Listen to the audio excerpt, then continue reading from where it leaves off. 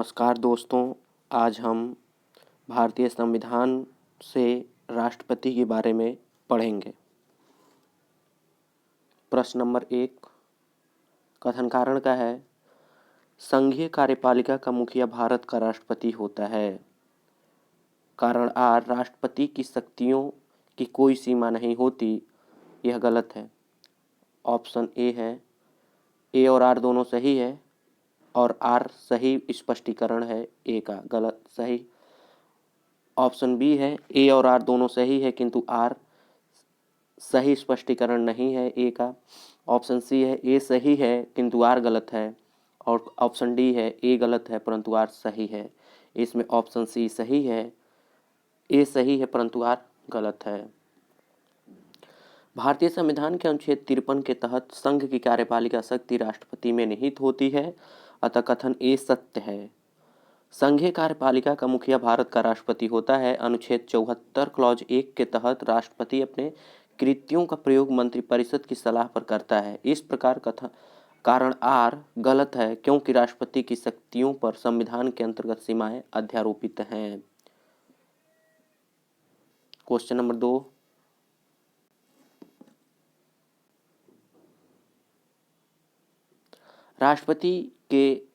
भारत के राष्ट्रपति अपनी शक्तियों का प्रयोग करते हैं। ऑप्शन ए सीधे अथवा अपने अधीनस्थ अधिकारियों द्वारा, ऑप्शन बी मंत्रियों के द्वारा, ऑप्शन सी प्रधानमंत्री द्वारा, ऑप्शन डी मंत्रिपरिषद के द्वारा और ऑप्शन ई उपरोक्त में से कोई नहीं या उपरोक्त में से एक से अधिक। इसमें ऑप्शन ए सही है, सीधे अथवा अपने अधीनस्थ अधिकारियों के द्वारा।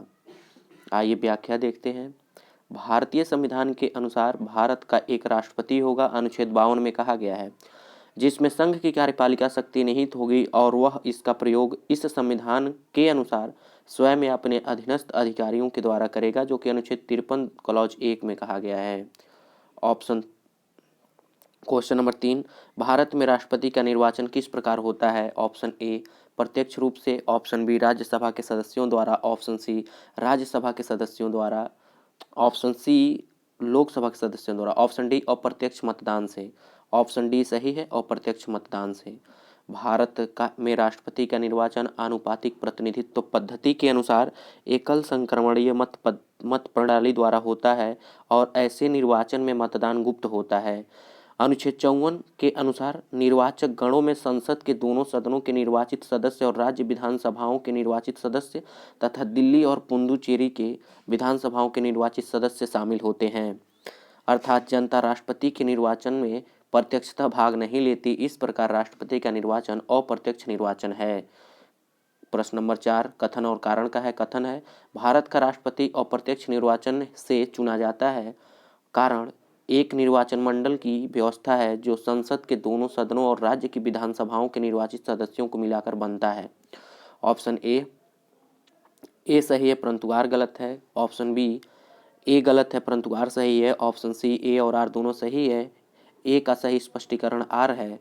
और ऑप्शन डी है, ए और आर दोनों सही है किंतु ए का सही स्पष्टीकरण आर नहीं है। ऑप्शन सी सही है, ए और आर दोनों सही है, ए का सही स्पष्टीकरण आर है। क्वेश्चन नंबर 5, भारत में राष्ट्रपति का चुनाव किया जाता है। ऑप्शन ए प्रत्यक्ष निर्वाचन द्वारा, ऑप्शन बी एकल हस्तांतरणी मत प्रणाली द्वारा, ऑप्शन सी आनुपातिक मत प्रणाली द्वारा, ऑप्शन डी खुला बैटल प्रणाली द्वारा। जिसमें ऑप्शन बी और सी दोनों सही है, एकल हस्तांतरणीय मत प्रणाली द्वारा एवं आनुपातिक मत प्रणाली द्वारा। प्रश्न नंबर 6, राष्ट्रपति के निर्वाचन मंडल के सदस्य होते हैं। पहला, संसद के दोनों सदनों के निर्वाचित सदस्य। दूसरा, राज्य विधानमंडलों के दोनों सदनों के निर्वाचित सदस्य। तीसरा, सभी राज्यों की विधानसभाओं के निर्वाचित सदस्य। और चौथा, दिल्ली और पुडुचेरी विधानसभाओं के निर्वाचित सदस्य। ऑप्शन एक 2 और 3 सही है। केवल ऑप्शन बी 1 एवं 3 सही है। ऑप्शन सी 1 2 और 4 सही है। ऑप्शन डी 1 3 4 सही है। जिसमें ऑप्शन डी सही है, 1 3 और 4 सही है। संविधान का अनुच्छेद 54 राष्ट्रपति के निर्वाचक मंडल के सदस्यों का प्रावधान करता है, जिसमें निम्नलिखित सदस्य होते हैं। संसद के दोनों सदनों के निर्वाचित सदस्य, दूसरा राज्यों की विधानसभाओं के निर्वाचित सदस्य, तीसरा दिल्ली एवं पुडुचेरी विधानसभाओं के निर्वाचित सदस्य, जिसको 17वां संविधान संशोधन 1992 द्वारा जोड़ा गया था। क्वेश्चन नंबर 7, भारतीय संविधान के 17वें संशोधन द्वारा भारत के राष्ट्रपति के चुनाव में जिन 2 केंद्र शासित प्रदेशों को भाग लेने का अधिकार दिया गया है वे हैं, ऑप्शन ए दिल्ली एवं चंडीगढ़, दूसरा ऑप्शन बी दिल्ली तथा पांडुचेरी, ऑप्शन सी दिल्ली तथा दमन एवं दीव, ऑप्शन डी चंडीगढ़ एवं पुडुचेरी, जिसमें ऑप्शन बी सही है, दिल्ली एवं पुडुचेरी। निम्नलिखित में से कौन भारत के राष्ट्रपति के निर्वाचन हेतु निर्वाचक गण में सम्मिलित नहीं है? ऑप्शन ए लोकसभा के निर्वाचित सदस्य, ऑप्शन बी राज्यसभा के निर्वाचित सदस्य, ऑप्शन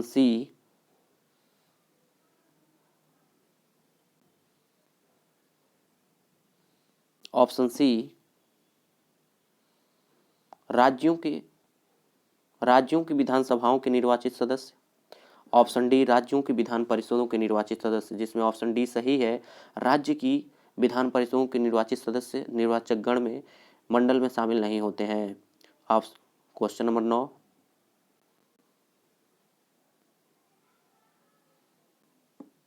निम्नलिखित में से कौन राष्ट्रपति के निर्वाचन हेतु निर्वाचक गण के सदस्य हैं? नीचे दिए गए सही कूट से उत्तर का चयन कीजिए।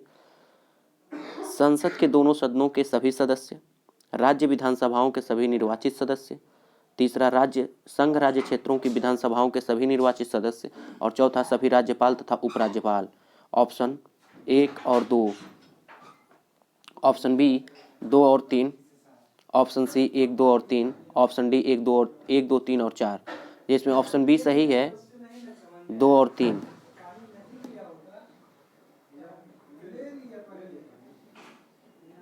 क्वेश्चन नंबर 10, भारत में राष्ट्रपति के चुनाव के लिए चुनाव मंडल के सदस्य होते हैं, पहला लोकसभा के चुने हुए सदस्य, दूसरा राज्यसभा के चुने हुए सदस्य, तीसरा राज्य विधानसभा के चुने हुए सदस्य, और चौथा राज्य विधान परिषद के चुने हुए सदस्य।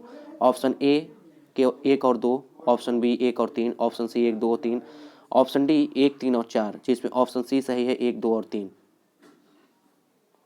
11वां क्वेश्चन, भारत के राष्ट्रपति चुने जाते हैं केवल राज्यसभा के सदस्यों द्वारा, ऑप्शन बी केवल लोकसभा के सदस्यों द्वारा, ऑप्शन सी केवल राज्यों की विधानसभाओं और लोकसभा के सदस्यों द्वारा, ऑप्शन डी राज्यसभा, लोकसभा और राज्य की विधानसभाओं के निर्वाचित सदस्यों द्वारा, जिसमें ऑप्शन डी सही है, लोकसभा, राज्यसभा और राज्यों की विधानसभाओं के निर्वाचित सदस्यों द्वारा। क्वेश्चन नंबर 12,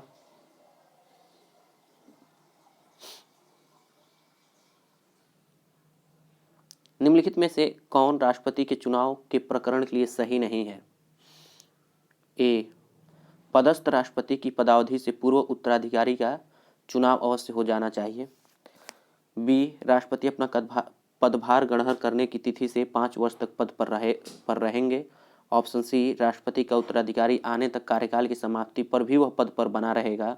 ऑप्शन डी निर्वाचक मंडल के अपूर्ण होने पर राष्ट्रपति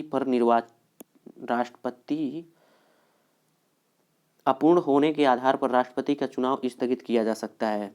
ऑप्शन डी सही है, निर्वाचक मंडल के अपूर्ण होने के आधार पर राष्ट्रपति का चुनाव स्थगित किया जा सकता है। अनुच्छेद 54 के तहत राष्ट्रपति का चुनाव एक निर्वाचक मंडल के सदस्यों द्वारा किया जाता है। इसमें संसद तथा राज्यों की विधानसभाओं के निर्वाचित सदस्य शामिल होते हैं। दिल्ली और पुडुचेरी की विधानसभा के निर्वाचित सदस्यों को भी इसमें शामिल किया गया है। निर्वाचक मंडल के अपूर्ण होने अर्थात किसी विधानसभा के बर्खास्त होने की वजह से राष्ट्रपति का चुनाव स्थगित नहीं किया जा सकता। राष्ट्रपति के चुनाव को इस आधार पर चुनौती नहीं दी जा सकती है कि निर्वाचक मंडल अपूर्ण है, अन्य सभी विकल्प सही हैं। राष्ट्रपति के निर्वाचक मंडल के मामले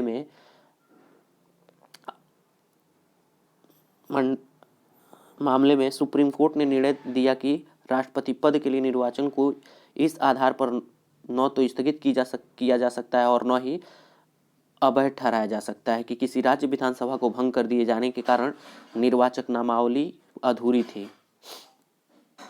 क्वेश्चन नंबर 13, भारत के राष्ट्रपति के उम्मीदवार के प्रस्ताव का अनुसमर्थन किया जाना चाहिए कम से कम ऑप्शन ए 10 निर्वाचकों द्वारा, ऑप्शन बी 20 निर्वाचकों द्वारा, ऑप्शन सी 5 निर्वाचकों द्वारा, ऑप्शन डी 15 निर्वाचकों द्वारा। इसमें संशोधन किया गया है, उसमें से कोई भी ऑप्शन सही नहीं है क्योंकि इसमें कम से कम 50 लोगों की आवश्यकता होती है। व्याख्या देखते हैं। राष्ट्रपति एवं उपराष्ट्रपति निर्वाचन अधिनियम 1952 जो कि 1997 में यथा संशोधित हुआ था के तहत भारत के राष्ट्रपति पद के उम्मीदवारों के लिए कम से कम 50 निर्वाचकों, निर्वाचित सांसदों एवं विधायकों का प्रस्तावक होना आवश्यक है तथा साथ ही साथ कम से कम 50 प्रस्तावकों या निर्वाचकों, निर्वाचित सांसदों एवं विधायकों द्वारा इस प्रस्ताव का अनुसमर्थन किया जाना चाहिए। 1997 से पूर्व प्रस्तावकों एवं अनुमोदकों की संख्या 10 थी। क्वेश्चन नंबर 14, निम्न कथनों पर विचार कीजिए। भारत में राष्ट्रपति चुनाव के निर्वाचक मंडल में पहला, विधानसभा के निर्वाचित सदस्यों के मत का मूल्य बराबर राज्य की जनसंख्या बटे राज्य की विधानसभा में निर्वाचित सदस्यों की संख्या गुणा 100 की जनसंख्या। दूसरा, एक निर्वाचित संसद सदस्य के मत का मूल्य बराबर सभी निर्वाचित विधानसभा सदस्यों के मतों का मूल्य मान बटा निर्वाचित संसद सदस्यों की कुल संख्या। आखिरी चुनाव में 5000 मतदाता थे।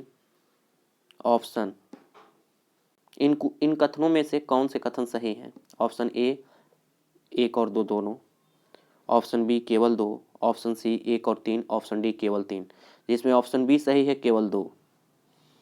राष्ट्रपति के चुनाव का तरीका अनुच्छेद 55 में वर्णित है जिसके अनुसार केवल विकल्प 2 सही है क्योंकि विधानसभा के निर्वाचित सदस्यों के मत का मूल्य बराबर होता है राज्य की जनसंख्या बटे राज्य की विधानसभा में निर्वाचित सदस्यों की संख्या गुणे 1000। संसद के निर्वाचित सदस्यों के मत का मूल्य बराबर होता है सभी निर्वाचित विधानसभा सदस्यों के मतों का मूल्य मान बटा निर्वाचित संसद सदस्यों की कुल संख्या। उपयुक्त सूत्र में यदि शेषफल आधे से कम हो तो नहीं गिना जाएगा और यदि ज़्यादा है तो उसे 1 गिना जाएगा। 12वें राष्ट्रपति चुनाव में जो कि वर्ष 2017 में संपन्न 15वें राष्ट्रपति चुनाव में भी 4896 मतदाता थे। 15वां क्वेश्चन, भारत के राष्ट्रपति के निर्वाचन के संदर्भ में निम्नलिखित कथनों पर विचार कीजिए। प्रत्येक एमएलए के वोट का मूल्य अलग अलग राज्य में अलग अलग होता है। दूसरा, लोकसभा के सदस्यों के वोट का मूल्य राज्यसभा के सदस्यों के वोट के मूल्य से अधिक होता है। उपर्युक्त कथनों में से कौन सा सही है?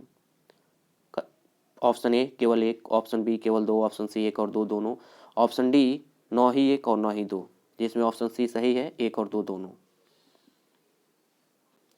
संविधान के अनुच्छेद 55 में दी गई राष्ट्रपति के निर्वाचन की रीति के अनुसार राष्ट्रपति का निर्वाचन आनुपातिक प्रतिनिधित्व पद्धति के अनुसार एकल संक्रमणीय मत प्रणाली द्वारा होता है जिसमें राज्य की विधानसभाओं के निर्वाचित सदस्य तथा संसद के दोनों सदनों के निर्वाचित सदस्य भाग लेते हैं। राज्य की विधानसभा के प्रत्येक सदस्य का मत मूल्य निम्न सूत्र से निकाला जाता है। राज्य की जनसंख्या बटे विधानसभा के कुल निर्वाचित सदस्यों की संख्या गुणे 1000। प्रत्येक राज्य की जनसंख्या तथा कुल निर्वाचित सदस्यों की संख्या भिन्न भिन्न होने के कारण प्रत्येक एमएलए का मत मूल्य अलग अलग राज्य में अलग अलग होता है। इस प्रकार कथन 1 सही है।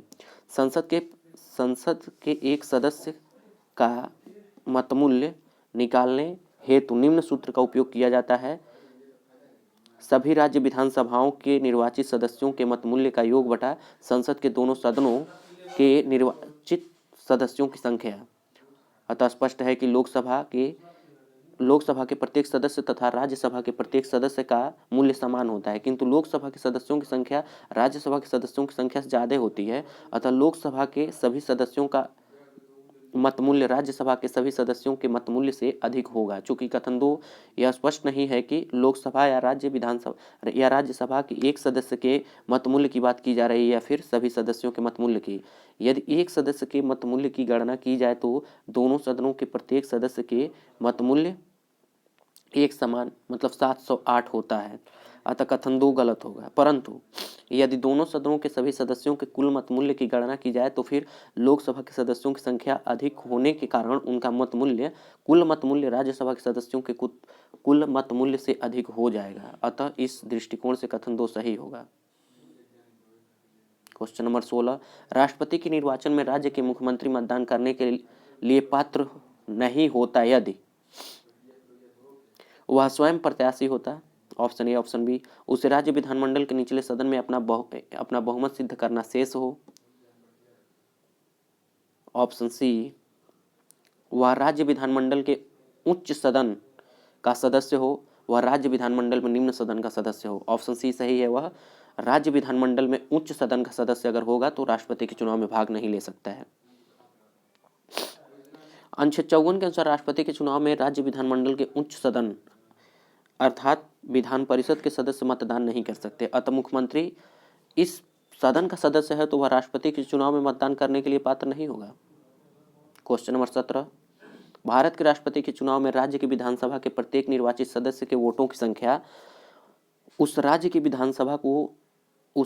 की जनसंख्या को विधानसभा की कुल निर्वाचित सदस्य संख्या द्वारा विभाजित कर प्राप्त भागफल की 1000 के गुणांकों के बराबर होती है। वर्तमान स्थिति 1997 में जनसंख्या से तात्पर्य किस वर्ष की जनगणना द्वारा यथा अभिनिश्चित जनसंख्या से है?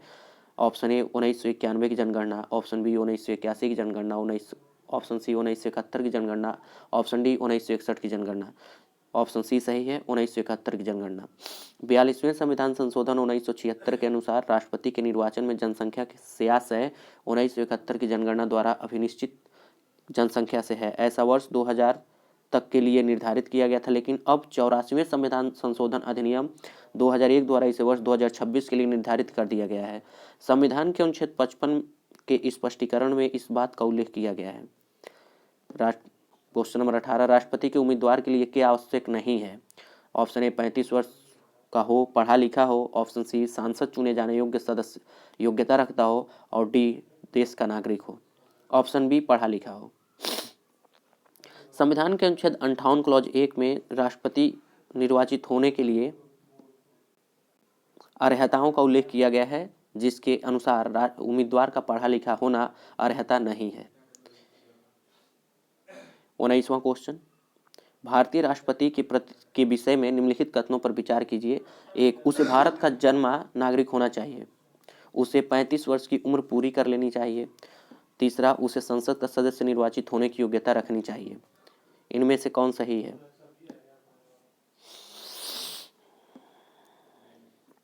ऑप्शन ए केवल 1 सही है, ऑप्शन बी केवल 2 सही है, ऑप्शन सी 1 और 2 दोनों सही है, ऑप्शन डी 1 और 3 सही है, जिसमें ऑप्शन बी सही है, केवल 2। राष्ट्रपति पद के लिए निर्वाचित होने के लिए अनुच्छेद 58 क्लॉज 1 के अनुसार निम्नलिखित योग्यताएं होनी चाहिए। पहला, भारत का नागरिक हो, 35 वर्ष की आयु पूरी कर चुका हो, 35 वर्ष की आयु पूरी कर चुका हो, लोकसभा का सदस्य निर्वाचित होने की योग्यता रखता हो। अतः स्पष्ट है कि राष्ट्रपति पद हेतु भारत का नागरिक होना आवश्यक है, न कि भारत का जन्मा नागरिक। इसी प्रकार उसे संसद मतलब लोकसभा एवं राज्यसभा का सदस्य नहीं बल्कि लोकसभा का सदस्य निर्वाचित होने की योग्यता रखनी चाहिए। क्वेश्चन नंबर 20, एक सांसद अथवा विधानसभा का सदस्य राष्ट्रपति निर्वाचित हो सकता है, परंतु चुनाव लड़ने से पूर्व उसे अपनी सदस्यता से त्यागपत्र देना होगा। ऑप्शन बी, अपने निर्वाचन से 6 माह के अंदर अपनी सदस्यता छोड़नी होगी। ऑप्शन सी, निर्वाचित होने के तुरंत उपरांत अपनी सदस्यता छोड़नी होगी। ऑप्शन डी, एक सांसद चुनाव लड़ सकता है परंतु विधानसभा का सदस्य नहीं। ऑप्शन सी सही है, निर्वाचित होने के तुरंत उपरांत अपनी सदस्यता छोड़नी होगी। व्याख्या, संविधान के अनुच्छेद 59 क्लॉज 1 के अनुसार यदि संसद के किसी सदन का या किसी राज्य के विधानमंडल के किसी सदन का कोई सदस्य राष्ट्रपति निर्वाचित हो जाता है तो यह समझा जाएगा कि उसने उस सदन में अपना स्थान राष्ट्रपति के रूप में अपने पद ग्रहण की तारीख से रिक्त कर दिया है। दिए गए विकल्पों में से निकटतम विकल्प सी है, जो सही है। अभी 21वां क्वेश्चन, भारतीय संविधान का कौन सा अनुच्छेद राष्ट्रपति के पद के लिए पुनः निर्वाचन की योग्यता निर्धारित करता है? ऑप्शन ए अनुच्छेद 52, ऑप्शन बी अनुच्छेद 54, ऑप्शन सी अनुच्छेद 55, ऑप्शन डी अनुच्छेद 57। इसमें ऑप्शन डी सही है, अनुच्छेद 57। भारतीय संविधान का अनुच्छेद 57 राष्ट्रपति के पद के लिए पुनः निर्वाचन के लिए पात्रता निर्धारित करता है। इस अनुच्छेद के अनुसार कोई व्यक्ति जो राष्ट्रपति के रूप में पद धारण करता है या कर चुका है, इस संविधान के अन्य उपबंधों के अधीन रहते हुए उस पद के लिए पुनः निर्वाचन का पात्र होगा।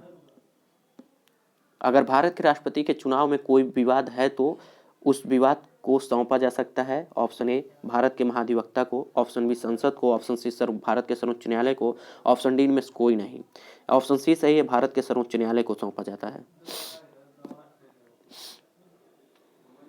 अगर भारत के राष्ट्रपति के चुनाव में कोई विवाद है तो उस विवाद को अनुच्छेद 71 क्लॉज 1 के अनुसार भारत के सर्वोच्च न्यायालय को सौंपा जाएगा और सर्वोच्च न्यायालय द्वारा किया गया विनिश्चय अंतिम होगा। प्रश्न नंबर 23, राष्ट्रपति 5 वर्ष तक अपने पद पर रहता है। ऑप्शन ए अपने निर्वाचन की तारीख से, संसद द्वारा निर्धारित तिथि से, ऑप्शन सी अपने पद ग्रहण के दिन से, ऑप्शन डी निर्वाचित आयोग द्वारा घोषित तिथि से। ऑप्शन सी सही है, अपने पद ग्रहण की तारीख से। अनुच्छेद 56 क्लॉज 1 के अनुसार राष्ट्रपति अपने पद ग्रहण के दिन से 5 वर्ष तक अवधि पर पद धारण कर सकता है। क्वेश्चन नंबर 24, भारत के राष्ट्रपति अपना त्यागपत्र किसको संबोधित करके देते हैं। ऑप्शन ए लोकसभा स्पीकर को, ऑप्शन बी उपराष्ट्रपति को, ऑप्शन सी प्रधानमंत्री को, ऑप्शन डी सर्वोच्च न्यायालय के मुख्य न्यायाधीश को। ऑप्शन बी सही है, उपराष्ट्रपति को। अनुच्छेद 56 क्लॉज 1 के अनुसार भारत का राष्ट्रपति अपना त्यागपत्र उपराष्ट्रपति को संबोधित करके देता है और उपराष्ट्रपति इसकी सूचना लोकसभा अध्यक्ष को तुरंत देता है। अनुच्छेद 56 क्लॉज 2 में कहा गया है। क्वेश्चन नंबर 25, भारत का राष्ट्रपति अपना त्यागपत्र किसको सौंपता है। ए लोकसभा के अध्यक्ष को, बी भारत के उपराष्ट्रपति को, ऑप्शन सी भारत के मुख्य न्यायाधीश को, ऑप्शन डी भारत के प्रधानमंत्री को। ऑप्शन बी सही है, भारत के उपराष्ट्रपति को। क्वेश्चन नंबर 26, भारत के राष्ट्रपति को उसके पद से हटाया जा सकता है। भारत के प्रधानमंत्री द्वारा, ऑप्शन बी लोकसभा के द्वारा, ऑप्शन सी भारत के मुख्य न्यायाधीश द्वारा, ऑप्शन डी संसद द्वारा। इसमें ऑप्शन डी सही है, संसद द्वारा। अनुच्छेद 56 खंड 1 के उपखंड ख के अनुसार संविधान का अतिक्रमण करने पर राष्ट्रपति को अनुच्छेद 61 के उपबंधित अनुच्छेद 61 राष्ट्रपति पर महाभियोग चलाने की प्रक्रिया रीति से संसद द्वारा चलाए गए महाभियोग के माध्यम से पद से हटाया जा सकता है। क्वेश्चन नंबर 27, भारतीय संविधान के किस अनुच्छेद के तहत राष्ट्रपति पर महाभियोग चलाया जा सकता है। ऑप्शन ए अनुच्छेद 356 के द्वारा, अनुच्छेद बी 375 के द्वारा, ऑप्शन सी अनुच्छेद 76 के द्वारा और ऑप्शन डी अनुच्छेद 61 के द्वारा, जिसमें ऑप्शन डी सही है, अनुच्छेद 61 के द्वारा। अनुच्छेद 28, क्वेश्चन 28, भारत के राष्ट्रपति को महाभियोग द्वारा हटाने की प्रक्रिया निम्नलिखित में से किस अनुच्छेद में वर्णित है। ऑप्शन ए अनुच्छेद 53 में, ऑप्शन बी अनुच्छेद 61 में, ऑप्शन सी अनुच्छेद 74 में और ऑप्शन डी अनुच्छेद 13 में। ऑप्शन बी सही है, अनुच्छेद 61 में। भारत के राष्ट्रपति को कार्यावधि की समाप्ति से पूर्व भी पद से हटाया जा सकता है। ऑप्शन ए सत्ताधारी राजनीतिक दल द्वारा, ऑप्शन बी प्रधानमंत्री द्वारा, ऑप्शन सी महाभियोग द्वारा, ऑप्शन डी न्यायालय के ट्रायल द्वारा। ऑप्शन सी सही है, महाभियोग द्वारा।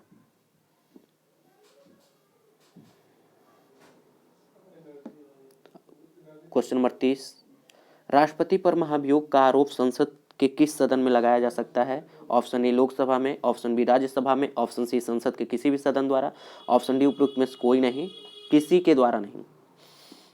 ऑप्शन सी सही है, संसद के किसी भी सदन के द्वारा लगाया जा सकता है। महाभियोग प्रक्रिया का वर्णन अनुच्छेद 61 में किया गया है। अनुच्छेद 61 क्लॉज 1 के अनुसार राष्ट्रपति पर महाभियोग का आरोप संसद का कोई भी सदन लगा सकता है। उपखंड 3 के अनुसार दूसरा सदन उसे आरोप का अन्वेषण करेगा या करवाएगा और ऐसे अन्वेषण में राष्ट्रपति को स्वयं उपस्थित होने का अथवा अपना प्रतिनिधित्व कराने का अधिकार होगा। क्वेश्चन नंबर 31, भारतीय संविधान के निम्नलिखित अनुच्छेदों में से कौन सा भारतीय राष्ट्रपति के महाभियोग से संबंधित है। ऑप्शन ए अनुच्छेद 39, ऑप्शन बी अनुच्छेद 60,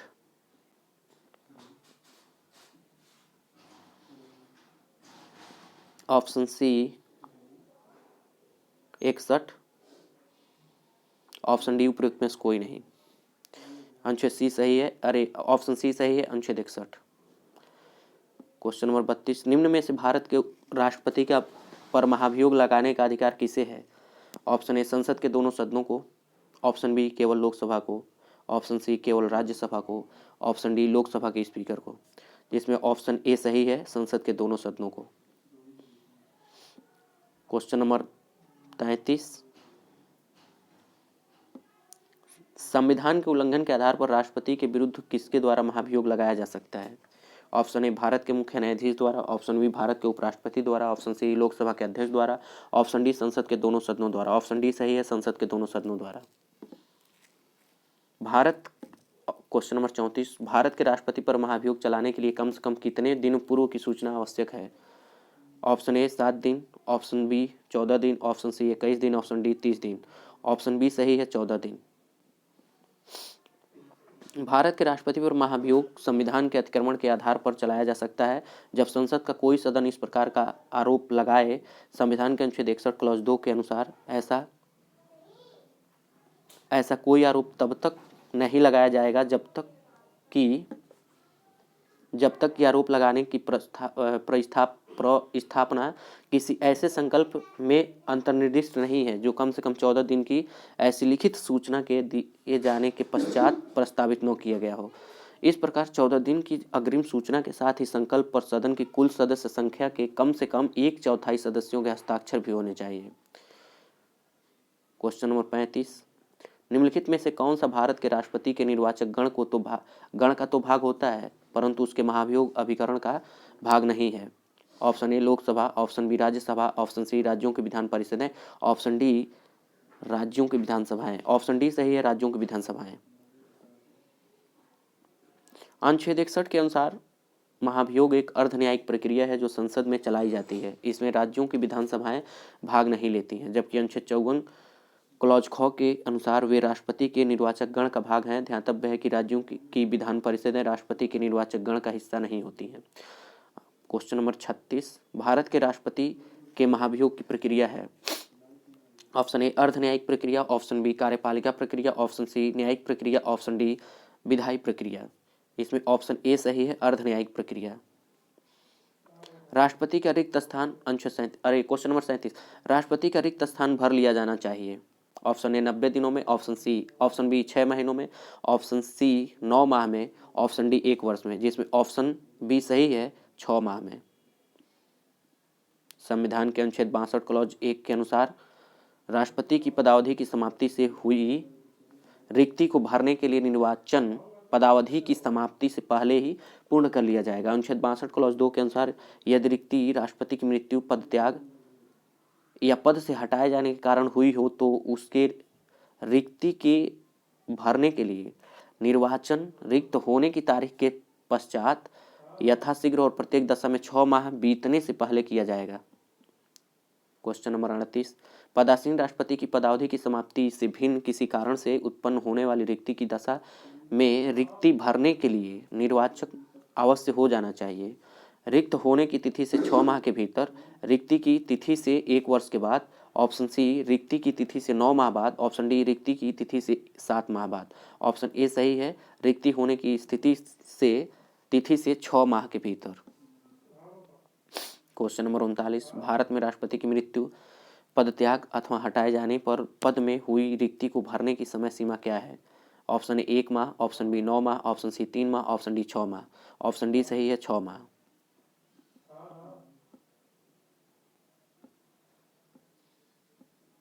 क्वेश्चन नंबर 40, जब राष्ट्रपति मृत्यु, त्यागपत्र, पदच्युत या अन्य कारणों से अपने कर्तव्यों को नहीं निभा पाता है तो उपराष्ट्रपति कितने समय तक राष्ट्रपति के रूप में कार्य कर सकता है?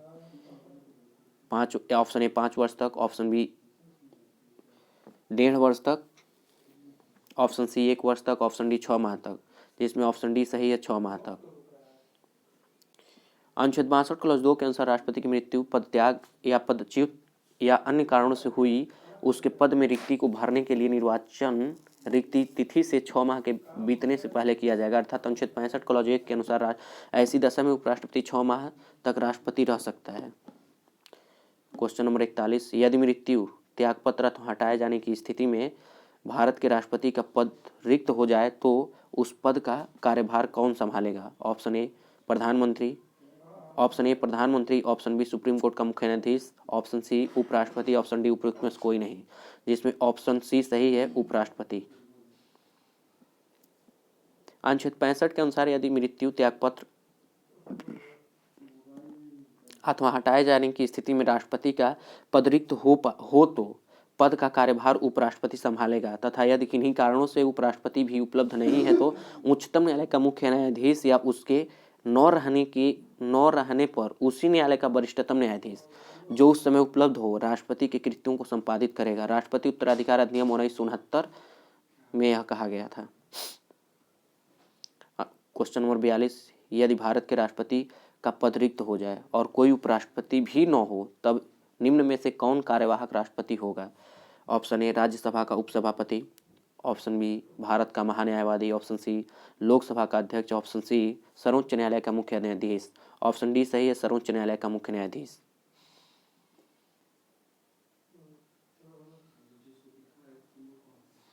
क्वेश्चन नंबर 43, यदि राष्ट्रपति एवं उपराष्ट्रपति का पद खाली हो तो भारत के राष्ट्रपति के पद पर कौन होता है?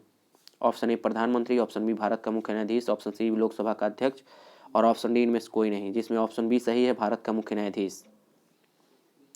44, क्वेश्चन नंबर 44, यदि भारत में राष्ट्रपति उपराष्ट्रपति का पद ही समय बिंदु पर खाली हो, एक ही समय बिंदु पर खाली हो जाता है तो राष्ट्रपति का पद अस्थायी तौर पर निम्नांकित अधिकारी धारण करेगा। ऑप्शन ए भारत का प्रधानमंत्री, ऑप्शन बी सर्वोच्च न्यायालय का मुख्य न्यायाधीश, ऑप्शन सी सशस्त्र बलों का सर्वोच्च अधिकारी, ऑप्शन डी उपरोक्त में से कोई नहीं, जिसमें ऑप्शन बी सही है भारत सर्वोच्च न्यायालय का मुख्य न्यायाधीश। क्वेश्चन नंबर 45, भारत का कार्यपालिका अध्यक्ष कौन है? ऑप्शन ए राष्ट्रपति, ऑप्शन बी प्रधानमंत्री, ऑप्शन सी विरोधी दल का नेता, ऑप्शन डी भारत सरकार के मुख्य सचिव, जिसमें ऑप्शन ए सही है राष्ट्रपति। अनुच्छेद 53 क्लॉज 1 के अनुसार संघ की कार्यपालिका शक्ति राष्ट्रपति में निहित होगी, जिसका प्रयोग वह इस संविधान के अनुसार स्वयं या अपने अधीनस्थ अधिकारियों द्वारा करेगा। इस प्रकार भारतीय संघ का कार्यपालिका अध्यक्ष राष्ट्रपति होता है। क्वेश्चन नंबर 46, संविधान के निम्नलिखित अनुच्छेदों में से किस एक के अंतर्गत संघ की कार्यपालिका शक्तियां राष्ट्रपति में निहित हैं? ऑप्शन ए अनुच्छेद 51, ऑप्शन बी अनुच्छेद 52, ऑप्शन सी अनुच्छेद 53, अनुच्छेद डी अनुच्छेद 54, जिसमें ऑप्शन सी सही है अनुच्छेद 53। क्वेश्चन नंबर 47, भारतीय संविधान में समस्त कार्यपालिका शक्तियां निहित हैं। ऑप्शन ए प्रधानमंत्री, ऑप्शन बी मंत्रिपरिषद, ऑप्शन सी राष्ट्रपति, ऑप्शन डी संसद में, जिसमें ऑप्शन सी सही है राष्ट्रपति में। क्वेश्चन नंबर 48, भारतीय संविधान के केंद्रीय सरकार की अधिशासित शक्तियों को किसमें निहित किया गया है?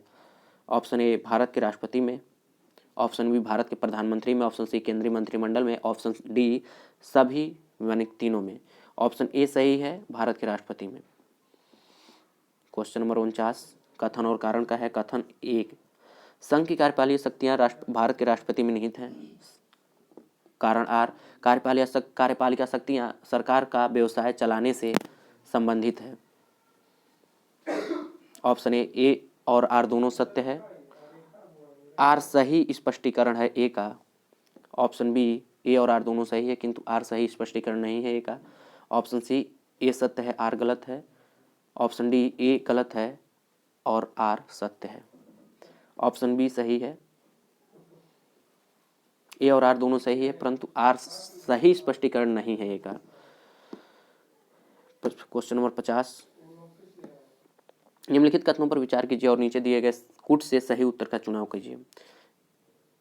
1, संघ की कार्यपालिका शक्ति प्रधानमंत्री में निहित है। दूसरा, प्रधानमंत्री की नियुक्ति राष्ट्रपति द्वारा की जाती है। तीसरा, प्रधानमंत्री मंत्रिपरिषद के प्रधान होते हैं। और चौथा, यह आवश्यक नहीं है कि नियुक्ति के समय प्रधानमंत्री संसद के किसी भी सदन का सदस्य हो। ऑप्शन ए मात्र 1, 2 और 4, ऑप्शन बी मात्र 1, 2 और 3, ऑप्शन सी 2, 3 और 4, ऑप्शन डी 1, 3 और 4। ऑप्शन सी सही है 2, 3 और 4। संविधान के अनुच्छेद 53 क्लॉज 1 के अनुसार संघ की कार्यपालिका शक्ति राष्ट्रपति में निहित होगी और वह इसका प्रयोग संविधान के अनुसार स्वयं या अपने अधीनस्थ अधिकारियों द्वारा करेगा। अनुच्छेद 74 क्लॉज 1 के तहत प्रधानमंत्री मंत्रिपरिषद का प्रधान होता है। अनुच्छेद 75 क्लॉज 1 के अनुसार प्रधानमंत्री की नियुक्ति राष्ट्रपति द्वारा होती है। कोई भी व्यक्ति यदि संसद सदस्य नहीं है तो भी वह प्रधानमंत्री बन सकता है या मंत्रिपरिषद में सम्मिलित हो सकता है, लेकिन 6 माह के भीतर उसे सदन की सदस्यता अवश्य लेनी होगी। क्वेश्चन नंबर 51, निम्नांकित में से कौन भारतीय गणतंत्र का प्रमुख है? ऑप्शन ए भारत का राष्ट्रपति, ऑप्शन बी भारत का प्रधानमंत्री, ऑप्शन सी मंत्रिमंडल, ऑप्शन डी राजनीतिक प्रमुख मंत्रिपरिषद सहित। ऑप्शन ए सही है, भारत का राष्ट्रपति। भारत एक गणराज्य है, इसका तात्पर्य है कि भारत का राष्ट्राध्यक्ष निर्वाचित होगा, न कि वंशानुगत। अतः भारतीय गणतंत्र का प्रमुख या राष्ट्राध्यक्ष राष्ट्रपति होता है, जिसका चुनाव अप्रत्यक्ष निर्वाचन प्रणाली द्वारा किया जाता है। क्वेश्चन नंबर 52, भारतीय संविधान के निम्नलिखित में से किस एक संशोधन द्वारा राष्ट्रपति को कोई भी मामला मंत्रिपरिषद द्वारा पुनर्विचार किए जाने के लिए वापस भेजने का अधिकार दिया गया है? ऑप्शन ए 39वें संशोधन द्वारा, ऑप्शन बी 40वें संशोधन द्वारा, ऑप्शन सी 42वें संशोधन द्वारा, ऑप्शन डी 44वें संशोधन द्वारा। ऑप्शन डी सही है, 44वें संशोधन द्वारा। 44वें संविधान संशोधन 1978 द्वारा अनुच्छेद 74 क्लॉज 1 में एक परंतु जोड़ा गया, जिसके तहत राष्ट्रपति को कोई भी मामला मंत्रिपरिषद द्वारा पुनर्विचार किए जाने के लिए वापस भेजने का अधिकार दिया गया।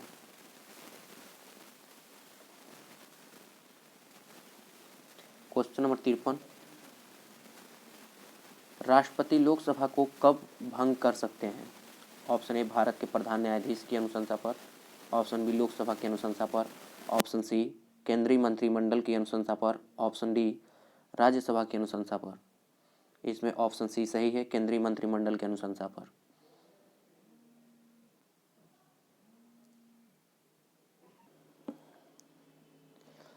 अनुच्छेद 85 क्लॉज 2 सब क्लॉज ख के अनुसार राष्ट्रपति लोकसभा भंग कर सकता है, किंतु राष्ट्रपति की यह शक्ति अनुच्छेद 74 क्लॉज 1 के अधीन है, अर्थात वह ऐसा केंद्रीय मंत्रिमंडल की अनुशंसा पर ही कर सकता है। उल्लेखनीय है कि मंत्रिमंडल में कैबिनेट स्तर के मंत्री शामिल होते हैं, जबकि मंत्रिपरिषद में सभी कैबिनेट मंत्री, राज्य मंत्री, उप मंत्री शामिल होते हैं।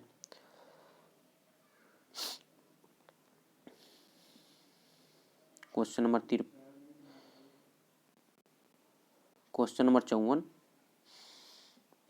भारत के राष्ट्रपति ... की अनुशंसा पर लोकसभा को भंग कर सकते हैं? Option A Rajya Sabha, option B चुनाव आयोग, ऑप्शन सी भारत के मुख्य न्यायाधीश, ऑप्शन डी मंत्रिपरिषद। ऑप्शन डी सही है, मंत्रिपरिषद के सलाह पर। क्वेश्चन नंबर 55, लोकसभा और राज्यसभा की संयुक्त बैठक किसके द्वारा आहूत की जाती है?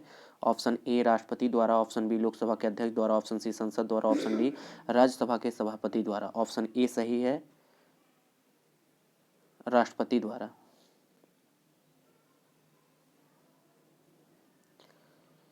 संविधान के अनुच्छेद 108 के तहत किसी विधेयक पर दोनों सदनों के मध्य गतिरोध की स्थिति में लोकसभा और राज्यसभा की संयुक्त बैठक राष्ट्रपति द्वारा आहूत की जा सकती है। अनुच्छेद 118 क्लॉज 4 के तहत दोनों सदनों की संयुक्त बैठक की अध्यक्षता लोकसभा अध्यक्ष द्वारा की जाती है।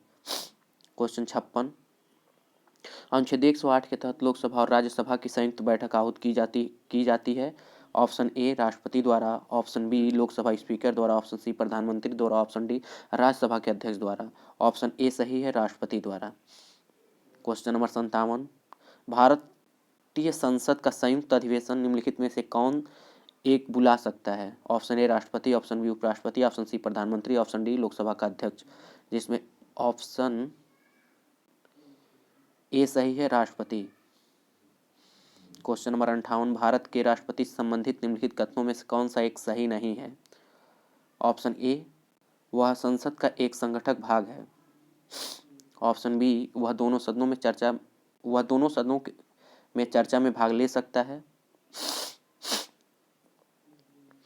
ऑप्शन सी वह प्रत्येक वर्ष दोनों सदनों की संयुक्त बैठक को संबोधित करता है, ऑप्शन डी वह किन्हीं परिस्थितियों में अध्यादेश लागू कर सकता है, जिसमें ऑप्शन बी गलत है, वह दोनों सदनों में चर्चा में भाग लेता है, यह गलत है।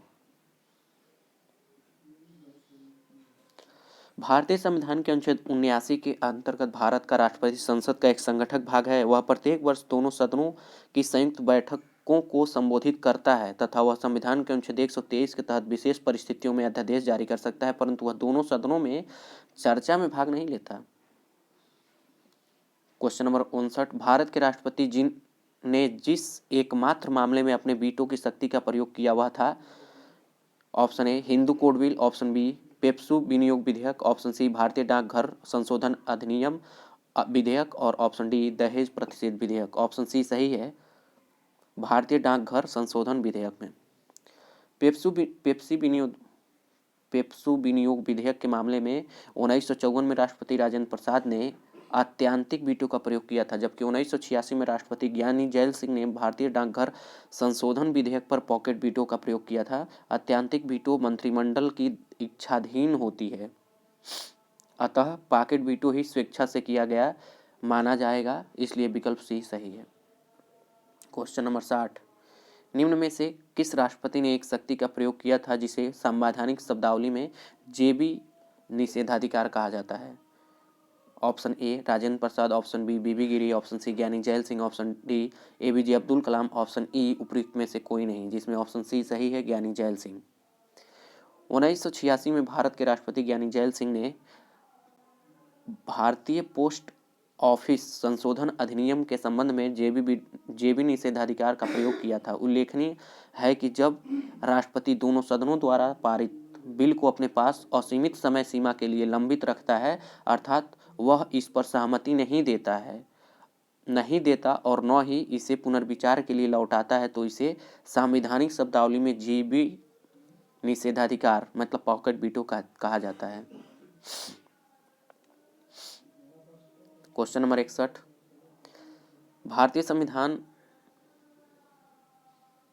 भारतीय संविधान के किस अनुच्छेद के अंतर्गत राष्ट्रपति संसद के दोनों सदनों द्वारा पारित किसी बिल पर अपनी स्वीकृति रोक सकते हैं? अनुच्छेद 63 ए, ऑप्शन बी अनुच्छेद 108, अनुच्छेद सी 109, ऑप्शन डी अनुच्छेद 111, जिसमें ऑप्शन डी सही है, अनुच्छेद 111। भारतीय संविधान के अनुच्छेद 111 के अंतर्गत यह प्रावधान किया गया है कि राष्ट्रपति संसद के दोनों सदनों द्वारा पारित विधेयक पर स्वीकृति प्रदान करेगा या अपनी स्वीकृति रोक लेगा, अथवा धन विधेयक के अतिरिक्त को पुनर्विचार हेतु सदनों को लौटा सकेगा। क्वेश्चन नंबर 62, जब कोई विधेयक संसद के दोनों सदनों द्वारा पारित किया गया है तो निम्नलिखित में से किसको उस विधेयक पर अनुमति रोकने का अधिकार प्राप्त है?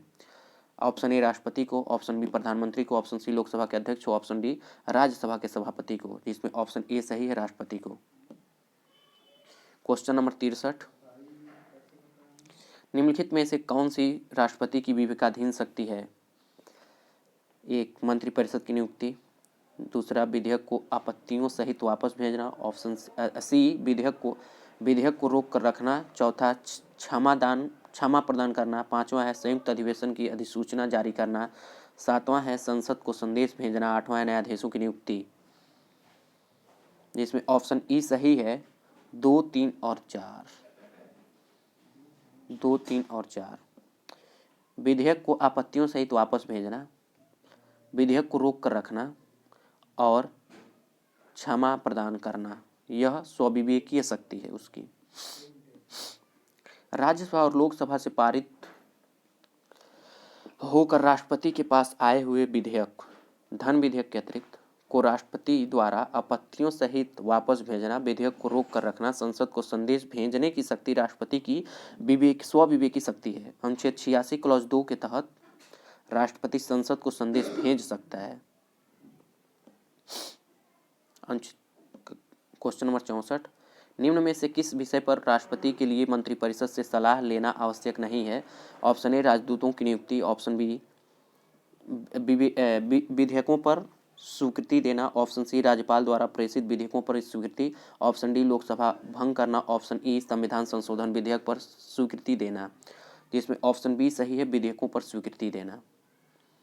राष्ट्रपति के लिए विधेयकों पर स्वीकृति प्रदान करने हेतु मंत्रिपरिषद से सलाह लेना आवश्यक नहीं है। संविधान के अनुच्छेद 111 में वर्णित है कि जब कोई साधारण विधेयक संसद के सदनों द्वारा पारित करने के पश्चात राष्ट्रपति के समक्ष प्रस्तुत किया जाएगा तो या तो राष्ट्रपति उस विधेयक को स्वीकृति प्रदान करेगा अथवा सदनों के पुनर्विचार हेतु लौटा सकेगा। यदि विधेयक सदनों द्वारा संशोधन सहित या उसमें बिना किसी फेरबदल के फिर से पारित कर दिया जाता है और राष्ट्रपति के समक्ष अनुमति हेतु प्रस्तुत किया जाता है तो राष्ट्रपति उस पर अनुमति नहीं रोक सकेगा। क्वेश्चन नंबर 65, संविधान के अनुसार इसमें से राष्ट्रपति की विधायी शक्ति कौन सी है? ऑप्शन ए संसद का सत्र आहूत करना, ऑप्शन बी संसद का सत्रावसान करना, ऑप्शन सी संसद की बैठक स्थगित करना, ऑप्शन डी अध्यादेश जारी करना। जिसमें ऑप्शन डी सही है, अध्यादेश जारी करना। राष्ट्रपति से नहीं है। राज्यसभा और लोकसभा की बैठकों के स्थगन का अधिकार क्रमशः सभापति और उपसभापति, स्पीकर एवं डिप्टी स्पीकर को है। संसद का एक अंग होने के कारण राष्ट्रपति संसद के दोनों सदनों द्वारा पारित विधेयकों पर अपनी अनुमति देता है या अनुमति विधारित करता है, जैसे रोकता है या विधेयकों को पुनर्विचारार्थ सदनों के पास लौटाता है, तभी वह विधायी कार्य कर रहा होता है। परंतु व्यवहारिक दृष्टि से संसद के सदनों से संबंधित कतिपय कार्यों को, जैसे संसद के सदनों का सत्र आहूत करना, संसद के सदनों का सत्रावसान करना, लोकसभा को भंग करना, राज्यसभा में 12 सदस्यों को नाम निर्देशित करना, विधायी प्रकृति का मान लिया गया है। विधायी प्रकृति के अनेक कार्यों में अध्यादेश द्वारा विधायन का कार्य सर्वाधिक महत्व का है। उस समय को छोड़कर जब संसद के दोनों सदन सत्र में हैं, राष्ट्रपति अध्यादेश द्वारा उन सभी विषयों पर कानून बना सकता है जिन विषयों पर उस समय संसद को कानून बनाने की शक्ति है। इस प्रकार विकल्प डी, ए और बी की अपेक्षा बेहतर है। छत्तीसगढ़ लोक सेवा आयोग द्वारा ऑप्शन डी को माना गया था।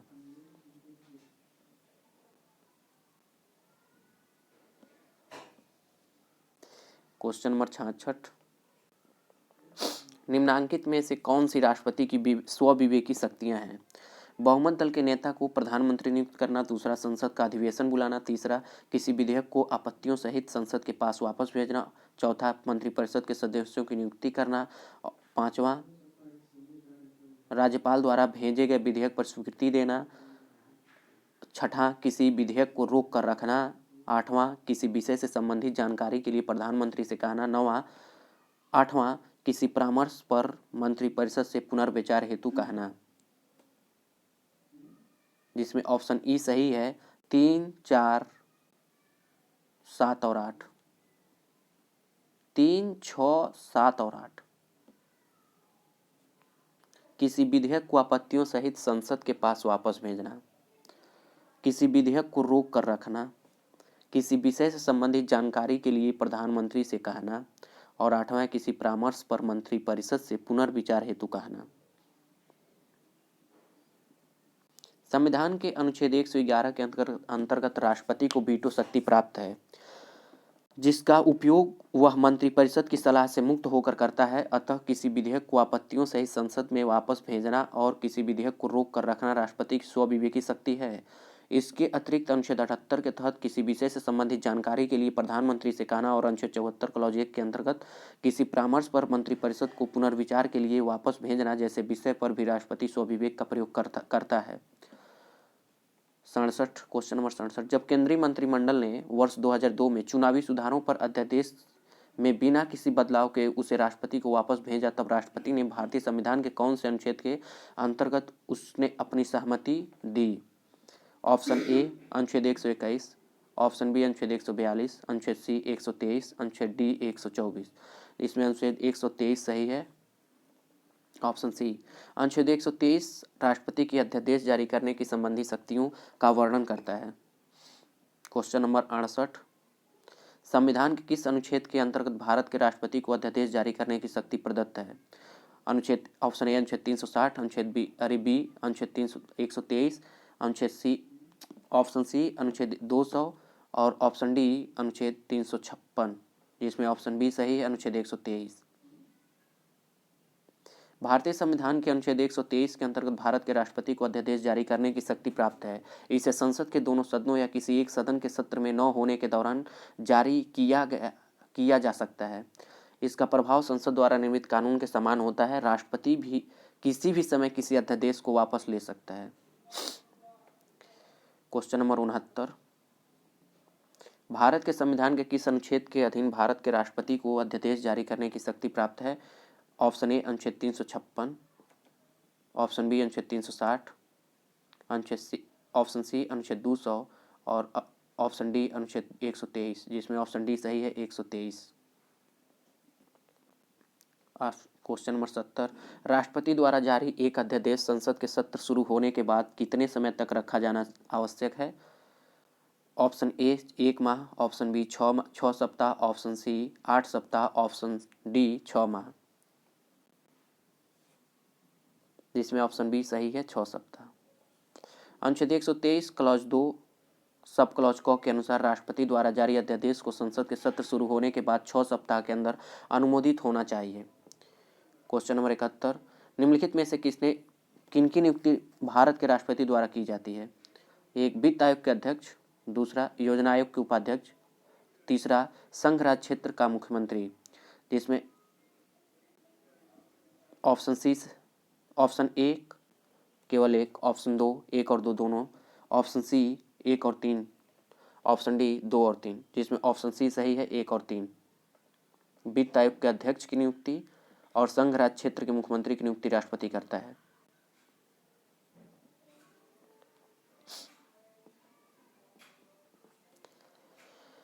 अनुच्छेद 280 क्लॉज 1 के अनुसार वित्त आयोग के अध्यक्ष की नियुक्ति राष्ट्रपति द्वारा की जाती है। अनुच्छेद 239 क के क्लॉज 5 के तहत संघ राज्य क्षेत्र के मुख्यमंत्री की नियुक्ति राष्ट्रपति करता है तथा अन्य मंत्रियों की नियुक्ति राष्ट्रपति मुख्यमंत्री की सलाह पर करेगा तथा मंत्री राष्ट्रपति के प्रसाद पर्यंत पद धारण करेंगे। योजना आयोग के उपाध्यक्ष की नियुक्ति प्रधानमंत्री द्वारा की जाती है। क्वेश्चन नंबर 72, निम्नलिखित में से राष्ट्रपति किसकी नियुक्ति करता है? ऑप्शन ए भारत का महान्यायवादी, ऑप्शन बी नियंत्रक एवं महालेखा परीक्षक, ऑप्शन सी एक राज्य का राज्यपाल, ऑप्शन डी उपरोक्त सभी। ऑप्शन डी सही है उपरोक्त सभी, इन सब की नियुक्ति करता है। भारतीय संविधान के अनुच्छेद 76 के अनुसार महान्यायवादी, अनुच्छेद 148 के अनुसार नियंत्रक एवं महालेखा परीक्षक तथा अनुच्छेद 155 के अनुसार राज्यों के राज्यपाल की नियुक्ति राष्ट्रपति करता है। क्वेश्चन नंबर 73, निम्न में से भारत का राष्ट्रपति किसकी नियुक्ति नहीं करता है? ऑप्शन ए उपराष्ट्रपति, ऑप्शन बी प्रधानमंत्री, ऑप्शन सी राज्यपाल, ऑप्शन डी मुख्य निर्वाचन आयुक्त। ऑप्शन ए उपराष्ट्रपति की नियुक्ति वो नहीं करता है, क्योंकि उपराष्ट्रपति का चुनाव होता है। राष्ट्रपति उपराष्ट्रपति की नियुक्ति नहीं करता। अनुच्छेद 66 के अनुसार उपराष्ट्रपति का निर्वाचन होता है। क्वेश्चन नंबर 74, संविधान असाधारण परिस्थितियों में राष्ट्रपति को राज्यपाल के कृत्यों के निर्वहन हेतु उपबंध कर सकता है। अनुच्छेद ऑप्शन ए अनुच्छेद 160, ऑप्शन बी अनुच्छेद 162, ऑप्शन सी अनुच्छेद 165, ऑप्शन डी अनुच्छेद 310, जिसमें ऑप्शन ए सही है अनुच्छेद 160। संविधान के अनुच्छेद 160 के तहत राष्ट्रपति आकस्मिक या असाधारण परिस्थितियों में राज्यपाल के कृत्यों के निर्वहन हेतु उपबंध कर सकता है। क्वेश्चन नंबर 75, भारतीय संविधान भारत के राष्ट्रपति को अधिकार नहीं देता। ऑप्शन ए प्रधानमंत्री की नियुक्ति का, ऑप्शन बी राज्य के मुख्यमंत्रियों की नियुक्ति का, ऑप्शन सी रक्षा बलों के सर्वोच्च कमांडर होने का, ऑप्शन डी देश के किसी भाग में आपातकालीन स्थिति लागू करने का। ऑप्शन बी सही है राज्यों के मुख्यमंत्री की नियुक्ति का। अनुच्छेद 164 क्लॉज 1 के अनुसार राज्यों के मुख्यमंत्रियों की नियुक्ति का अधिकार राज्य के राज्यपालों को दिया गया है। क्वेश्चन नंबर 76, भारतीय संविधान का कौन सा अनुच्छेद राष्ट्रपति को उच्चतम न्यायालय से परामर्श करने की शक्ति प्रदान करता है? अनुच्छेद 159, पहला ऑप्शन ए अनुच्छेद 129, ऑप्शन बी अनुच्छेद 132, ऑप्शन सी अनुच्छेद 143 और ऑप्शन डी अनुच्छेद 32, जिसमें ऑप्शन सी सही है 143। भारतीय संविधान का अनुच्छेद 143 राष्ट्रपति को विधि या तथ्य के व्यापक महत्व के प्रश्न के संदर्भ में उच्चतम न्यायालय से परामर्श की शक्ति प्रदान करता है। क्वेश्चन नंबर 77, भारत के राष्ट्रपति की शक्तियों के बारे में निम्नांकित में से कौन सा एक सही नहीं है? पहला ऑप्शन ए राष्ट्रपति को सर्वोच्च न्यायालय के परामर्श को स्वीकार करना चाहिए। ऑप्शन बी आपातकालीन शक्तियां, ऑप्शन सी राज्यों में राष्ट्रपति शासन को आगे बढ़ाने की शक्ति और ऑप्शन डी राष्ट्रपति सर्वोच्च न्यायालय के परामर्श को स्वीकार अथवा अस्वीकार कर सकता है, जिसमें ऑप्शन ए सही है राष्ट्रपति को सर्वोच्च न्यायालय के परामर्श को स्वीकार करना चाहिए। यह गलत है, स्वीकार एवं अस्वीकार दोनों कर सकता है, उसकी मर्जी है। संविधान के अनुच्छेद 143 के तहत राष्ट्रपति को सर्वोच्च न्यायालय से किसी विषय पर परामर्श प्राप्त करने की शक्ति है, परंतु उस परामर्श को स्वीकार करने की बाध्यता नहीं है। क्वेश्चन नंबर 78, संविधान के अनुसार निम्नलिखित में से क्या शब्दशः भारत के राष्ट्रपति की शक्ति नहीं है? ए, अध्यादेशों का प्रख्यापन, ऑप्शन बी, उच्चतम न्यायालय से परामर्श करना, ऑप्शन सी, संसद के सदनों को संदेश भेजना, ऑप्शन डी, क्षमादान करना। इसमें ऑप्शन सी सही है, संसद के सदनों को संदेश भेजना। संसद के सदनों को संदेश भेजना अनुच्छेद 86 के अंतर्गत राष्ट्रपति का अधिकार है, जबकि अनुच्छेद 72 क्षमादान की राष्ट्रपति की शक्ति, अनुच्छेद 123 अध्यादेश निर्गत करने की शक्ति राष्ट्रपति की शक्ति और अनुच्छेद 143 उच्चतम न्यायालय से परामर्श करने की शक्ति की राष्ट्रपति की शक्ति शब्दशः संविधान शक्ति के रूप में उल्लेख करते हैं।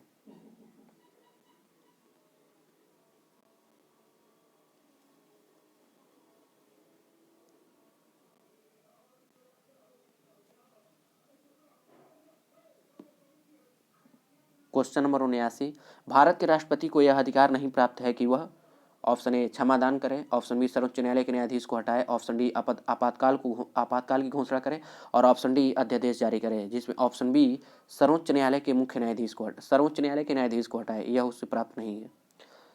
अनुच्छेद 124 के खंड 4 के अनुसार सर्वोच्च न्यायालय के किसी न्यायाधीश को उसके पद से तब तक नहीं हटाया जाएगा जब तक साबित कदाचार या असमर्थता के आधार पर उस ऐसे हटाए जाने के लिए संसद के प्रत्येक सदन द्वारा अपनी कुल सदस्य संख्या के बहुमत द्वारा तथा उपस्थित और मत देने वाले सदस्यों के कम से कम 2/3 बहुमत द्वारा समर्थित समावेदन राष्ट्रपति के समक्ष उसी सत्र में रखे जाने पर राष्ट्रपति ने उसे हटाने का आदेश नहीं दे दिया है।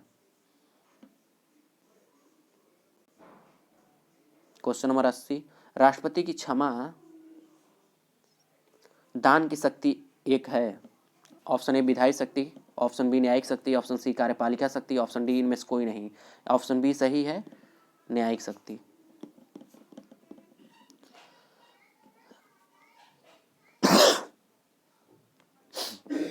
संविधान के अनुच्छेद 72 के तहत राष्ट्रपति को क्षमा आदि की तथा कुछ मामलों में दंडादेश के निलंबन, परिहार या लघुकरण की न्यायिक शक्ति प्राप्त है। अनुच्छेद 81, राष्ट्रपति की क्षमा प्रदान करने की शक्ति में क्या सम्मिलित नहीं है? पहला, क्षमा, लघुकरण, परिहार, विराम, प्रतिलंबन, रोक और निरंतरता। ऑप्शन केवल एक, ऑप्शन बी 2 और 3, ऑप्शन सी 4 और 5, ऑप्शन डी 1, 2, 3, 4 और 5, ऑप्शन ई 6 और 7। जिसमें ऑप्शन ई सही है, 6 और 7।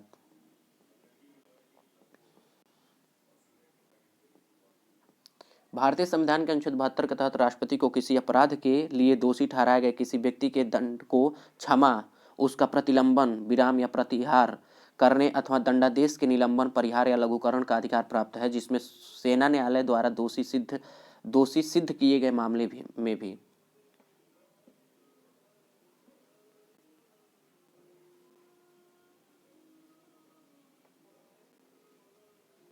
क्वेश्चन नंबर 82, निम्नलिखित में से किस प्रकार के प्राधिकार भारत के राष्ट्रपति को प्राप्त हैं?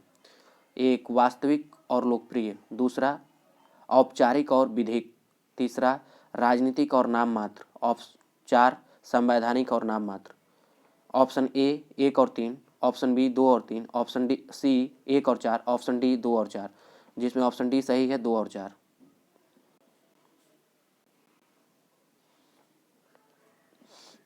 भारत के राष्ट्रपति को संविधान के तहत प्राप्त प्राधिकार औपचारिक एवं विधिक तथा संवैधानिक और नाम मात्र है। Question number 83,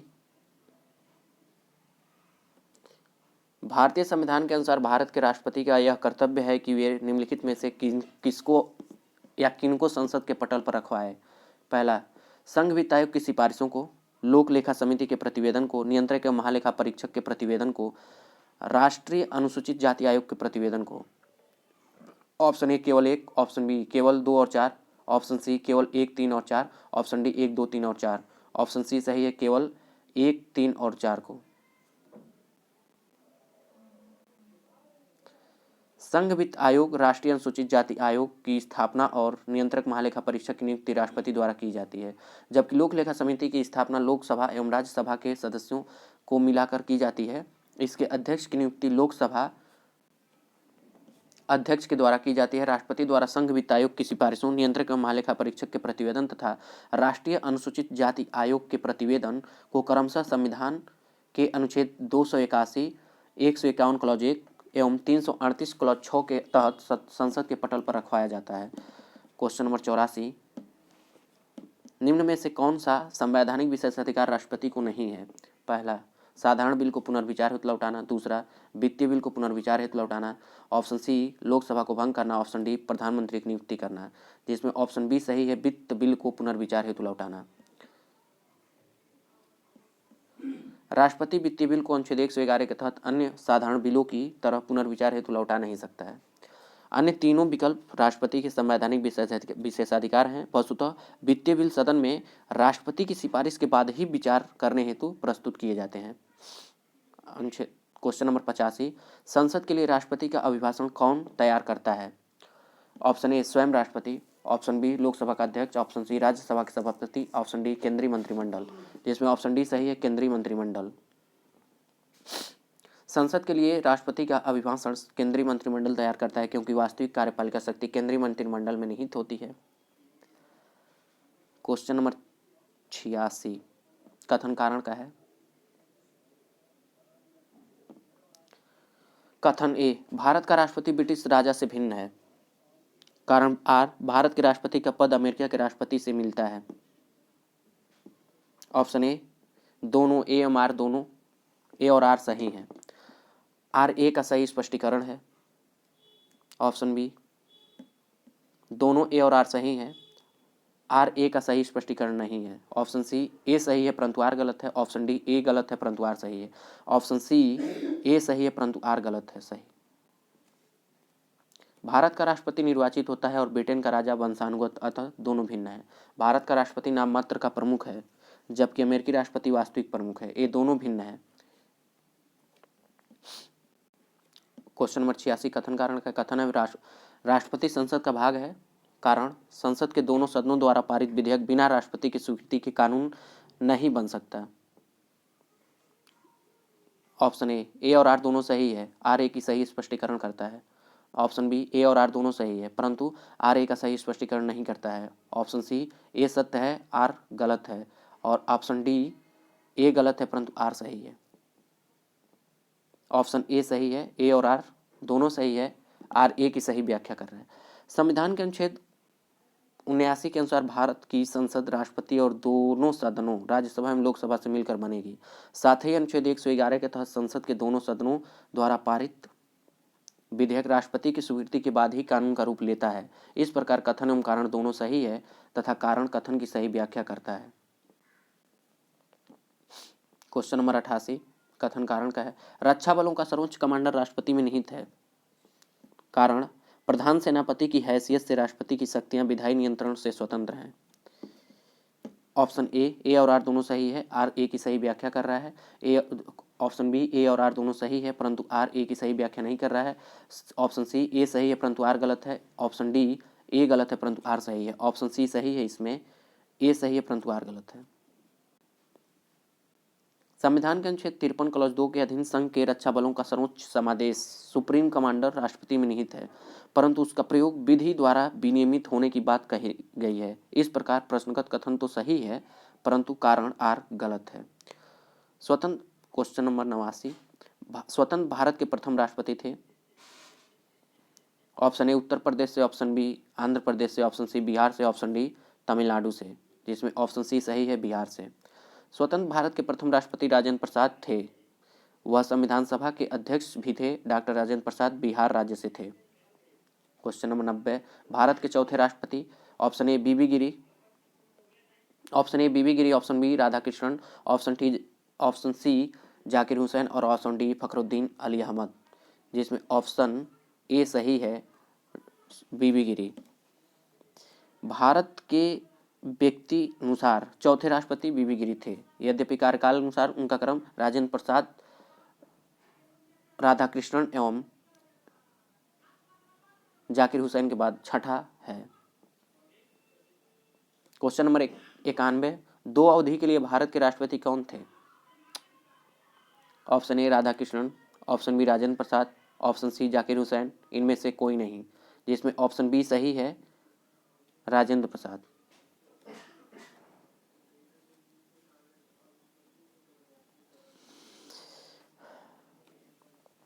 doctor Rajendra Prasad लगातार 3 अवधि तक 1950 से 52, 1952 से 57, 1957 से 62 भारत के राष्ट्रपति रहे थे, जिनमें से 20 जनवरी 1950 को वे संविधान के अध्यक्ष होने के कारण भारत के राष्ट्रपति बने थे तथा 1952 से 57 में वे क्रमशः प्रथम एवं द्वितीय राष्ट्रपति चुनाव में राष्ट्रपति निर्वाचित हुए थे। क्वेश्चन नंबर 92, सर्वसम्मति से निर्वाचित भारत के राष्ट्रपति थे?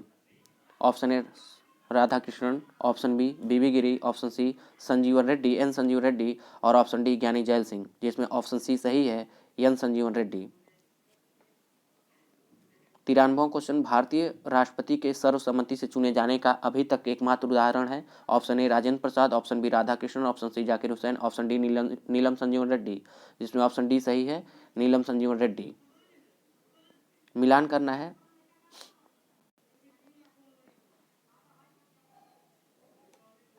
फखरुद्दीन अली अहमद 1974 से 1977 तक राष्ट्रपति थे भारत के। एन संजीवन रेड्डी 1977 से 1982 तक राष्ट्रपति थे भारत के। डॉक्टर जाकिर हुसैन 1967 से 1969 तक थे, और बीबी गिरी 1969 से 1974 तक राष्ट्रपति थे, यानी कि ऑप्शन सी सही है। 2-3-4-1।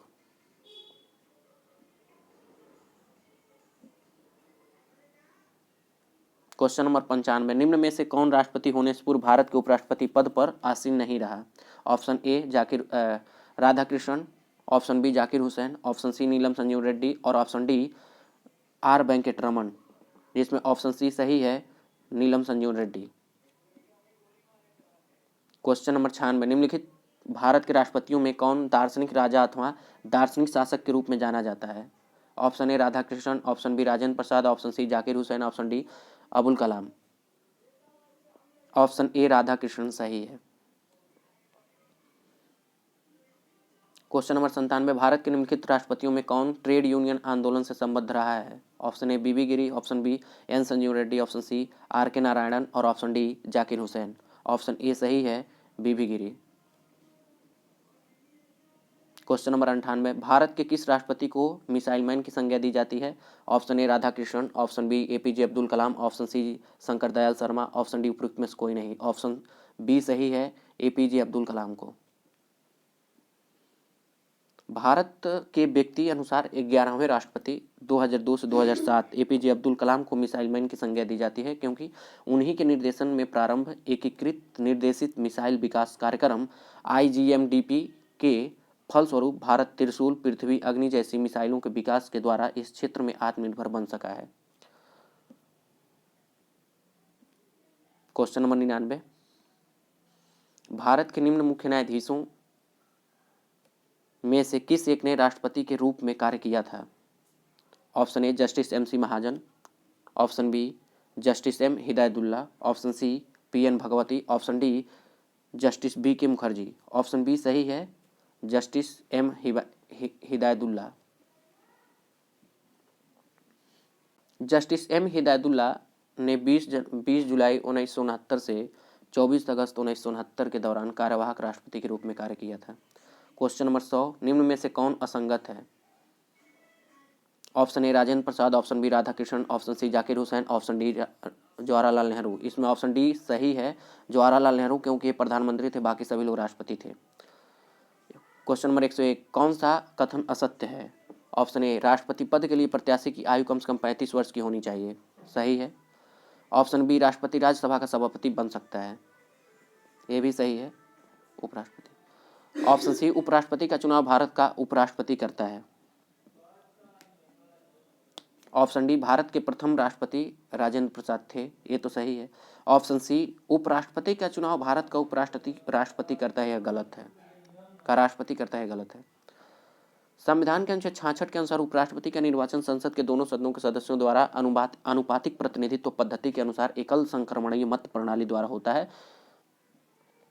क्वेश्चन नंबर 102 कथन कारण का है। कथन है अपने कार्यकाल के दौरान भारत के राष्ट्रपति के विरुद्ध किसी भी न्यायालय में मुकदमा नहीं चलाया जा सकता। कारण राष्ट्रपति का पद संविधान के ऊपर होता है।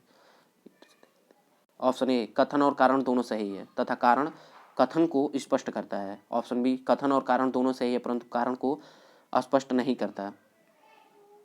ऑप्शन सी कथन सही है परंतु कारण गलत है। ऑप्शन डी कथन गलत है परंतु कारण सही है, जिसमें ऑप्शन सी सही है, कथन सही है परंतु कारण गलत है। संविधान के अनुच्छेद 52 के अनुसार भारत का एक राष्ट्रपति होगा तथा अनुच्छेद 53 के अनुसार संघ की कार्यपालिका शक्ति राष्ट्रपति में निहित होगी, परंतु संसदीय शासन व्यवस्था होने के कारण राष्ट्रपति मंत्रिपरिषद की सलाह पर कार्य करता है। अपने कार्यकाल के दौरान राष्ट्रपति के विरुद्ध किसी भी न्यायालय में मुकदमा नहीं चलाया जा सकता। अतः प्रश्नगत कथन सही है परंतु राष्ट्रपति का पद संविधान के ऊपर नहीं होता, इसलिए कारण गलत है। क्वेश्चन नंबर 103 श्रीमती प्रतिभा सिंह पाटिल का भारतीय गणतंत्र के राष्ट्रपति के रूप में क्रम क्या है? ऑप्शन ए 10वां, ऑप्शन बी 11वां, ऑप्शन सी 12वां, ऑप्शन डी 13वां। ऑप्शन सी सही है 12वां। 19 जुलाई 2007 को भारतीय गणतंत्र के 13वें राष्ट्रपति चुनाव संपन्न हुए थे। 25 जुलाई 2007 को प्रतिभा पाटिल ने व्यक्ति अनुसार देश के 12वें राष्ट्रपति के रूप में शपथ ग्रहण की। तथापि कार्यकाल अनुसार उनका क्रम 14वां था। राष्ट्रपति प्रतिभा पाटिल ने राष्ट्रीय लोकतांत्रिक मोर्चा के प्रत्याशी भैरव सिंह शेखावत को पराजित किया। वे भारत की प्रथम महिला राष्ट्रपति थीं। क्वेश्चन नंबर 104 एक विधेयक जो संसद में प्रस्तुत किया जाता है कौन सी क्रिया के बाद अधिनियम बन जाता है? ऑप्शन ए जब वह संसद के दोनों सदनों के द्वारा पारित हो जाता है। ऑप्शन बी जब राष्ट्रपति अपनी सहमति दे देता है। ऑप्शन सी जब प्रधानमंत्री इस पर हस्ताक्षर कर देता है। ऑप्शन डी जब सर्वोच्च न्यायालय इसे केंद्रीय संसद के अधिकार क्षेत्र में होना घोषित कर देती है। ऑप्शन बी सही है जब राष्ट्रपति अपनी सहमति दे देता है। भारतीय संविधान के अनुच्छेद 111 में विधेयकों पर राष्ट्रपति की अनुमति से संबंधित उपबंध है। एक विधेयक जो संसद में प्रस्तुत किया जाता है वह अधिनियम तभी बन पाता है जब राष्ट्रपति उस पर हस्ताक्षर कर अपनी सहमति दे देता है। क्वेश्चन नंबर 105 निम्नलिखित में से कौन भौगोलिक क्षेत्र को अनुसूचित घोषित करने का संवैधानिक अधिकार किसको है? ऑप्शन ए राज्यपाल को, ऑप्शन बी मुख्यमंत्री को, ऑप्शन सी प्रधानमंत्री को, ऑप्शन डी राष्ट्रपति को। ऑप्शन डी सही है राष्ट्रपति को।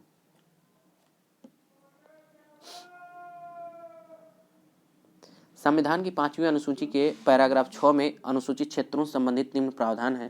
पहला, राष्ट्रपति के आदेश द्वारा किसी भौगोलिक क्षेत्र को अनुसूचित क्षेत्र घोषित अथवा विस्तारित किया जा सकता है।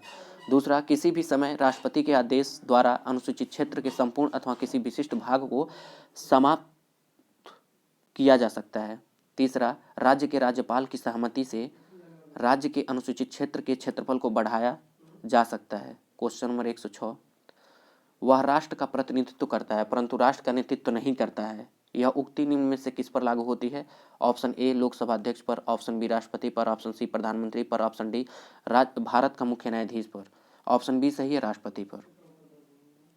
भारत के राष्ट्रपति में यद्यपि समस्त कार्यपालिका शक्ति निहित होती है परंतु वह शासन का मात्र औपचारिक प्रमुख होता है और वास्तविक रूप से शासन संचालन प्रधानमंत्री सहित मंत्रिपरिषद द्वारा किया जाता है जो कि लोकसभा के प्रति उत्तरदायी होती है। इस प्रकार प्रश्नगत उक्ति राष्ट्रपति पर लागू होती है। क्वेश्चन नंबर 107 भारत के पूर्व राष्ट्रपतियों में निम्नलिखित में से कौन बिहार का राज्यपाल रह चुका है? Option A Rajendra Prasad, option B Shankar Dayal Sharma, option C Zakir Hussain, option D V V Giri. Option C सही है जाकिर हुसैन।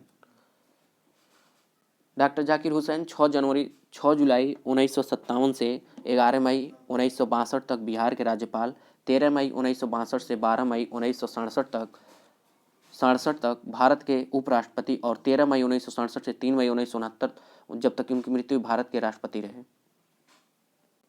क्वेश्चन नंबर 108 निम्न में से कौन से राष्ट्रपति सर्वोच्च न्यायालय में उपस्थित हुए थे जब सर्वोच्च न्यायालय राष्ट्रपति के निर्वाचन विवाद की सुनवाई कर रहा था?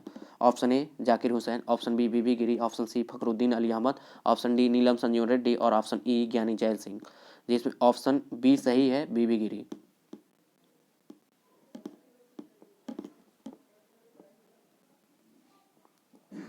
राष्ट्रपति बीबी गिरी राष्ट्रपति निर्वाचन में भ्रष्ट आचरण के आरोप में विवाद की सुनवाई के समय सर्वोच्च न्यायालय के मुख्य न्यायाधीश S.M. सीकरी की अध्यक्षता वाली पीठ के सम्मुख उपस्थित हुए थे। ध्यातव्य है कि 1969 के राष्ट्रपति चुनाव में बीबी गिरी स्वतंत्र उम्मीदवार तथा नीलम संजीव रेड्डी कांग्रेस पार्टी के घोषित उम्मीदवार थे। बीबी गिरी के निर्वाचन के समय दूसरे चक्र की मतगणना भी की गई थी, जिसमें बीबी गिरी ने विजय प्राप्त की थी। क्वेश्चन नंबर 109, राष्ट्रपति भवन को डिजाइन किया गया था एडवर्ड स्टोन द्वारा, ऑप्शन बी कोरबसियर द्वारा, ऑप्शन सी एडविन लुटियंस द्वारा, ऑप्शन डी तरुण दत्त द्वारा, जिसमें ऑप्शन सी सही है, एडविन लुटियंस द्वारा। ब्रिटिश वास्तुकार एडविन लुटियंस द्वारा राष्ट्रपति भवन को डिजाइन किया गया था। यह भवन भारत के राष्ट्रपति का सरकारी आवास है। वर्ष 1950 तक इसे वायसराय हाउस कहा जाता था।